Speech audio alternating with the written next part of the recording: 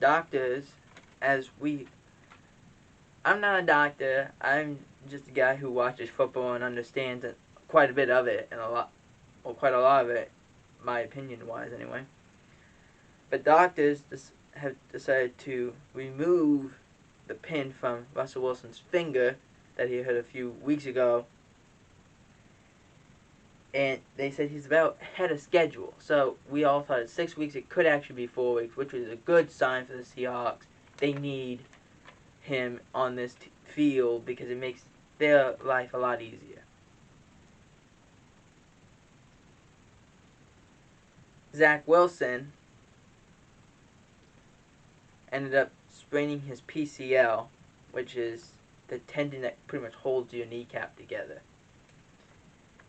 And he's going to miss a few weeks. According to Wilson, he said that his knee felt a little loose, and that's how he knew. He ended up playing through it for a few plays, and then he just got hurt again, so no. I think at first he hurt it, but he didn't really know what he hurt, and then when he got hit again, it really hurt him, and he couldn't go anymore. Kyle Shanahan does not commit to Jimmy Garoppolo for Week 8. Now, I love what Chris Collinsworth said near the end of the game. He said, sooner or later, whenever Trey Lance comes back, sooner or later you have to see what you have in Trey Lance. So you gotta make this decision sooner rather than later, because if you wait, this is not gonna end very well. Now you paid Garoppolo, you've paid him, but you gotta see what you have in Trey Lance, because he may fit the system better, or maybe Garoppolo does, but you gotta figure out what you have in Lance first.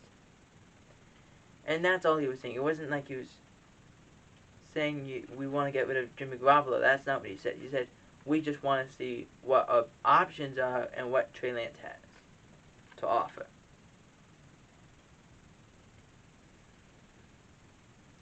Mahomes took a hard hit to the head, ended up leaving the game, did not return, though could have returned because he did pass concussion protocol during the game. At this point, why get hurt? You guys are losing by 21 at that point. There's no reason to get hurt. There's no reason to even go back. But I think a lot of it is he's lost confidence in that offensive line, which makes sense. I don't know what the Chiefs were trying to do when they released both tackles and then decided, we're going to try to brand from within. It didn't work very well. It's a lot of mix and match. You gotta have chemistry at your offensive line position. That takes a while. You need to be able to trust, okay, so-and-so's going to be able to do that. So-and-so's going to be able to figure out, okay, they're going to try and do a twist. So I got to go that guy, you got to go with that guy now. That only happens with constant play, and if you keep letting guys go, it's not going to happen.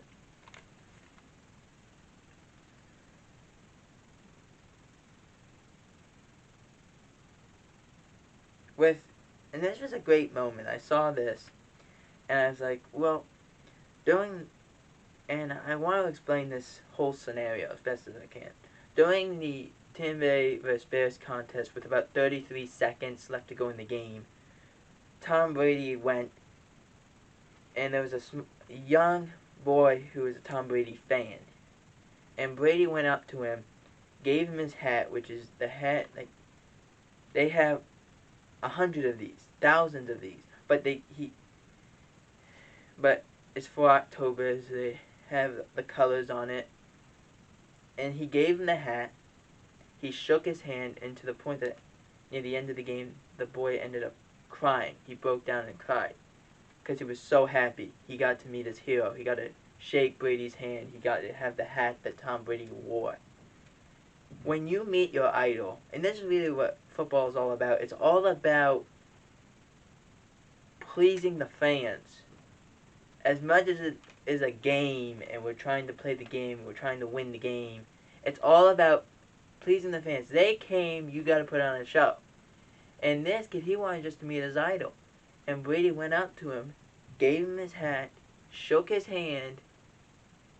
It was a great moment, and that's what football is really all about, just creating great moments. And things that will be long-lasting memories. Because the hat will be obviously a remembrance of that moment, but they actually say, I shook Tom Brady's hand. That's unimaginable, and you're never going to have that again, and you're never going to forget it.